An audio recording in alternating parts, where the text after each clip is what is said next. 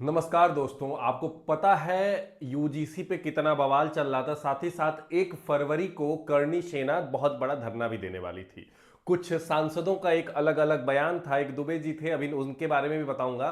उनके खुद के पुत्र पढ़ रहे हैं लंदन में और खुद वो पोस्ट कर रहे हैं कि हमारे फलाने पुत्र लंदन में ग्रेजुएट हुए और वहीं पे अब जॉब करेंगे और वो भारत की यूजीसी बिल पे बोलने का हक रखते हैं। भगवान जाने कैसे और कैसे ये लोग संसद में पहुंच जाते हैं, बहुत बड़ी बात है। साथ ही हम लोग देखेंगे कि सुप्रीम कोर्ट का एक फैसला भी आया है इस पे आज कि भैया ये स्टे ले लिया गया है। साथ ही साथ इस चीज को अब थोड़े समय के लिए रोक दिया गया है। पूरी जानकारी हम लोग लेंगे कि अभी तक लास्ट के 5 से 7 सालों में कितने यूजीसी में केस आए और ये केस उभरा क्यों। तो पूरा वीडियो ध्यान से देखिएगा और चैनल को जरूर सब्सक्राइब कर लीजिएगा अपडेट्स के लिए, बहुत अच्छी अच्छी जानकारी के लिए दोस्तों। चलिए ज्यादा समय नहीं लेता हूं, मैं आ जाता हूं अपने आपके जो आपके आज का पूरा मेन मुद्दा है उस पर आ जाता हूं। देखिए, जस्टिस सूर्यकांत सर जो कि चीफ जस्टिस ऑफ इंडिया भी हैं और साथ ही साथ जो माल्या जी जो कि जस्टिस हैं, इन दोनों की बेंच ने इसकी सुनवाई की है दोस्तों और इस पे स्टे दे दिया। और साथ ही साथ बोला क्या है कि जो 2012 का आपका पुराना यूजीसी का रूल था वही रूल अब लागू रहेगा अभी तक। और साथ ही साथ उन्होंने ये भी बोल दिया कि ये बहुत वेग है, कैपेबल ऑफ मिसयूज एंड वेग, मतलब कि इसमें ये जो नया रूल आया है इसमें पूरी क्षमता है कि ये इसका मिसयूज किया जा सकता है और बहुत ज्यादा वेग है। मतलब वेग का मतलब होता है कि देखा जाए तो इसको कहीं ना कहीं मिसयूज करने के बहुत सारे रास्ते हैं, बहुत ज्यादा गलत तरीके से इस चीज को कहीं ना कहीं रखा गया है, ये सुप्रीम कोर्ट का कहना है दोस्तों। और मुझे ये जहां तक जनता भी जानती थी, लोग भी जानते थे कि कहीं ना कहीं जो 2-3 फैसले हैं ना इसको बहुत कमजोर कर दिए हैं। जो 2-3 रूल है, एक तो वो रूल जो आप जानते हैं कि इसमें दे दिया था कि भैया अगर वो व्यक्ति दोषी नहीं पाया जा रहा और सामने वाला जो उसको हरास किया है केस करके, उसके ऊपर भी कोई कार्रवाई नहीं की जाएगी। उसके बाद ओबीसी जाति को पूरा इंक्लूड कर देने से पूरे देश का 80% जो व्यक्ति है जो कि जाति सूचक चीजों से बहुत परेशान भी नहीं है वो भी उसमें इंक्लूड हो गया। और प्रोफेसर भी बहुत सारे इस चीज को लेकर के बहुत परेशान हो जाएंगे क्योंकि उनके ऊपर भी तो जाति सूचक चीजों का केस लग सकता है, जिसमें मैंने पहले भी आपको बताया रखा है कि भैया क्या क्या कहानी हो चुकी है इस यूजीसी में। अब चलिए जानते हैं कि आज स्टे दे दिया गया है इस 2 बेंच की जज द्वारा, जो कि बोला गया है अब यूजीसी 2012 के पुराने ही नियम के हिसाब से चलेगी मेरे भाई। साथ ही साथ अगर मैं बात करूं तो यहां पे बहुत सारे अलग अलग रूल आए हैं, लेकिन इस बेंच में जो सूर्यकांत सर और जस्टिस जोयमाला बागची जी थे उन्होंने इसकी हियरिंग की। और साथ ही साथ ये केस पिटीशन कौन किया था, तो मृत्युंजय तिवारी जो बेसिकली बीएचयू के एक मतलब जो आप जानते होंगे, बीएचयू बहुत नाम के लिए भाई, आप इस चीज से ऐसा शायद ही कोई हो जो बच्चा हो, स्टूडेंट हो या फिर कोई बड़ा आदमी भी हो जो बनारस हिंदू यूनिवर्सिटी को नहीं जानता हो, जिसको 1916 में मालवीय जी द्वारा स्थापित किया गया था, उसके छात्र हैं। उन्होंने इस चीज को पिटीशन डाला और एडवोकेट विनीत जिंदल और राहुल देवान द्वारा इस केस को लड़ा गया, जिसमें कि एक बहुत बड़ा मुद्दा भी रहा। और इस चीज में यही स्टे दे करके भाई बकायदा उन्होंने बोल दिया कि ये रूल जो है अब 2012 वाला ही रहेगा। अच्छा, ये केस आने का भी पूरा कारण समझते हैं। देश भर में यूजीसी के रूल को लेकर के बहुत ज्यादा प्रदर्शन हो रहे थे और करणी सेना 1 फरवरी को भारत बंद का ऐलान करने वाली थी।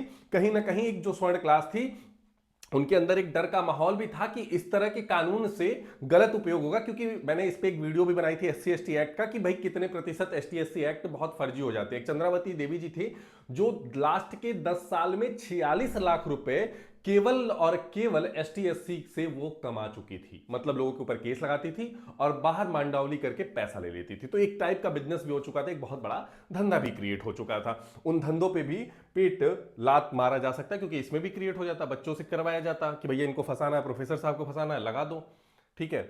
तो ये सारी चीजें चल रही थी। उसके बाद अब देखिए, और मैं इस पे ये भी आपको बताऊंगा कि आपको सुझाव भी दूंगा कि भैया क्या क्या सुझाव ये लोग मांग रहे हैं जो अपर कास्ट वाले हैं, कि क्या क्या चीजें आप दे दीजिए उनको ताकि वो इस रूल को भी आगे पारित करने के लिए तैयार हो जाए। क्या क्या मांग है उस पर भी हम लोग बात करेंगे दोस्तों। ये सारे कंप्लेन है ईयर वाइज 2019 जो कि यूजीसी ने रिपोर्ट सबमिट की है। आपको मैं बता दूं कि हुआ क्या था कि UGC had submitted data after directive from of Supreme Court in the petition filed by mothers of Payal और Rohit who allegedly died suicide over the allegation caste based discrimination Mumbai and Hyderabad.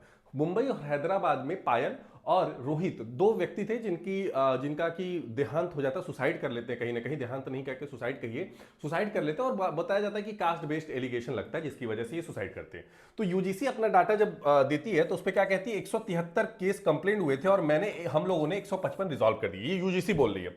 2020-21 में 182 आए और हम लोगों ने 161 रिजॉल्व कर दिए। फिर 186 आया, 173 कर दिया। मतलब तकरीबन आप देख रहे हैं 90% के आसपास केसेस रिजॉल्व हो रहे हैं।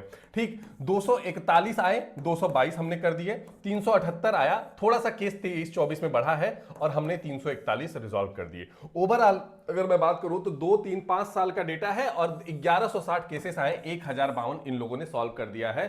तकरीबन 90% केसेस को यूजीसी ने सॉल्व कर दिया था। कुछ केसेस की वजह से क्या पूरी एक तबके को भी खत्म किया जाए, ये उचित होगा? ये बहुत बड़ा सवाल है मेरे भाई। ठीक है, ये पार्लियामेंट्री कमेटी के ऊपर था और ये जो नया रूल है जिसके बारे में मैं आपको पहले ही डिस्कस कर चुका हूं, बता चुका हूं कि इस रूल में है क्या कि भैया ओबीसी को भी शामिल कर दिया गया है जो 2012 में नहीं थे, जो 2012 वाला रूल था। अब ओबीसी एसटी एससी को यूजीसी के तहत कास्ट बेस्ड अगर आपके ऊपर कोई मतलब कि बोल रहा है, कुछ भी कर रहा है, तो आपके ऊपर चार्जेस लगेंगे और आपको उस पर बहुत कड़ी कार्रवाई आपके ऊपर हो सकती है, सजा हो सकता है, रेस्ट्रिकेट हो सकते हैं, जीवन भी आपका बर्बाद हो सकता है अगर आप इसमें शामिल रहे। पहले ऐसा होता था कि अगर आप शामिल नहीं है और आपके ऊपर कोई एलिगेशन लगा रहा है तो जो व्यक्ति लगाया है उसके ऊपर भी केस होता था बाद में, लेकिन अब वो भी प्रावधान हटा दिया गया था, तो जिससे और कमजोर इस केस को कर दिया गया था। इसी वजह से सुप्रीम कोर्ट ने बोला कि भैया मिसयूज करने की बहुत ज्यादा अपॉर्चुनिटी आप लोग दे चुके हैं, ध्यान रखिएगा। अब आ जाते हैं आगे। आगे भैया ये पूरी बात मैं एक वीडियो में ऑलरेडी बता चुका हूं, तो एक बार जरूर उस वीडियो को जाकर के देखिएगा, चैनल पे पड़ी हुई है, पहली वीडियो है चैनल की दोस्त। ठीक है, चलिए आ जाते हैं। देखिए यहां पे चीजें वही थी कि परसेप्शन हो गया था कि भैया केस हुआ नहीं कि आप गिल्टी साबित हो गए हैं, क्योंकि सामने वाले के ऊपर कोई उत्तरदायी नहीं है, बस वो जाकर के केस कर देगा। अब कमिटी बनाए कि भैया अब करना क्या है इसमें। ठीक, और आगे चलते हैं।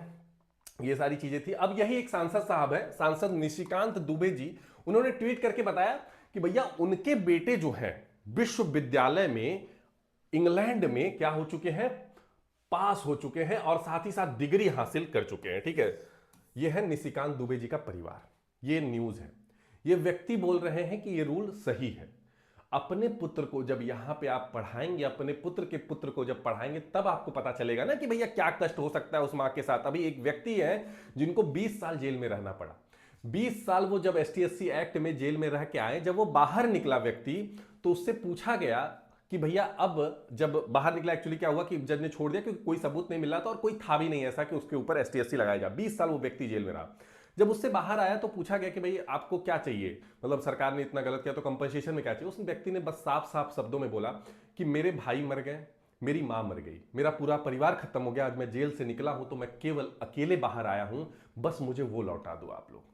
और लिटरली वो पॉसिबल नहीं हो सकता, आप भी जानते हैं। और उस व्यक्ति के ऊपर कितना दुख होगा। उसे पैसे रुपए से आप खत्म नहीं कर सकते, नौकरी से नहीं खत्म कर सकते उसके जीवन का। अगर वो 30 साल पे भी रहा होगा तो 50 साल में, 60 साल में बाहर निकला है, उस व्यक्ति के पास बचा ही क्या होगा। तो ऐसे जो जिंदगी बर्बाद करने वाली चीजें हैं, उस चीज से भी बचना है और गलत दूसरे पक्ष को भी मेरे भाई नहीं करना है। तो दुबे जी ने बोला, बाकायदा आप देख सकते हैं कि उनके पुत्र ने लंदन के एक विश्वविद्यालय से स्नातक की डिग्री हासिल की और बैंक के नौकरी की शुरुआत कर दी वहीं पे। क्या गर्व की बात है, सांसद जी हैं ये। और सांसद महोदय जी ये कह रहे हैं, बड़ी बात होगी, लेकिन सांसद महोदय जी वही यूजीसी पे इनका दोहरा रूप बदल जा रहा है। तो ऐसे ऐसे लोग भी हैं जो कि कहीं ना कहीं बरगला रहे हैं चीजों को। और ये गाइडलाइन थी जिसपे हम लोगों ने पहले चर्चा बहुत अच्छे से की है। अब यहां पे एक सवाल और है कि क्या मांगे हैं जो अगर पूरी कर दी जाए तो ये यूजीसी आगे पारित हो जाए, मतलब क्या और अमेंडमेंट इस रूल में कर दिया जाए तो हो जाए। देखिए पहला मांग है कि अगर शिकायतकर्ता फर्जी पाए जाते हैं तो उनके खिलाफ भी कठोर कार्रवाई होगी, मतलब वाइस वर्सा वाला केस होगा। ठीक, दूसरा कह रहा है जांच के लिए जो टीम गठित होगी उसमें एसटी एससी ओबीसी के साथ सामान्य वर्ग भी रहेगा, क्योंकि भाई सबके वैल्यू को सुनना एक आवश्यक है। चलिए भाई, अगर सामान्य वर्ग के लोगों के साथ कोई जाति सूचक और शोषण हो तो उसके लिए भी सजा प्रावधान होना चाहिए। मतलब कहीं ना कहीं एक कॉमन टीम बनाइए कि वो किसी के लिए भी फॉर एग्जाम्पल कोई अगर मान लो किसी दलित को संबोधन करके बुला रहा है, तो कई जगहों पे ब्राह्मण को भी, क्षत्रिय को भी, वैश्य को भी, यादव को भी, पटेल को भी, जो अन्य जातियां, जितनी जातियां हैं, मैं किसी एक पर्टिकुलर नाम नहीं ले रहा हूं, एक्स वाई जेड जितनी जातियां हैं, 5,000 जातियों की मैं बात कर रहा हूं, अगर उनको भी जाति सूचक शब्दों से कह के गाली दिया जा रहा है या उनको बदतमीजी की जा रही है, तो उस पर भी कार्रवाई उसी प्रकार से होनी चाहिए जो अन्य जातियों पर हो रही है। तो आप बोलोगे अरे सर, ये तो पहले ऐसा नहीं होता था, और पहले तो जातियों के नाम पे ही चीज़ें बनी हैं, और हमारा जो इतिहास है, भाई देखो, 70 साल तक चीज़ें चली आई हैं, ठीक है, लेकिन अब तो चीज़ें बदल गई हैं। अब तो बहुत जगह आप देखोगे पंडित जी को भी गाली पड़ रही है, बहुत जगह देखोगे ठाकुर को भी गाली पड़ रही है, बहुत जगह देखोगे बाबू साहब को गाली पड़ रही है, बहुत जगह देखोगे भुइयार को गाली पड़ रही है, बहुत जगह यादव जी को गाली पड़ रही है, बहुत जगह पटेल को गाली पड़ रही है, बहुत जगह वर्मा जी को गाली पड़ रही है। तो क्या वो सही है? वो भी तो नहीं सही है। वो तो भाई उनकी तो गलती है नहीं कि किसी जाति में पैदा हुए हैं। अब भाई कोई चीज अगर 500 साल पहले, 1000 साल किसी के पुरखे ने किया है, क्योंकि उस समय की चीजें वैसी ही थी, जो ताकतवर होगा वही जीतेगा, तो अब क्या उसकी सजा वो आने वाली जनरेशन को बार बार दे करके पूरे देश में एक जातिगत चीजें घोल दो आप? क्या वो सही है? ये आपका निर्णय होगा। कमेंट बॉक्स में मुझे जरूर बताइएगा। मैं यहीं पे इस सेशन को एंड करता हूं। आई होप सेशन पसंद आया होगा। लाइक करिएगा, शेयर करिएगा दोस्तों के बीच में। दोस्तों धन्यवाद।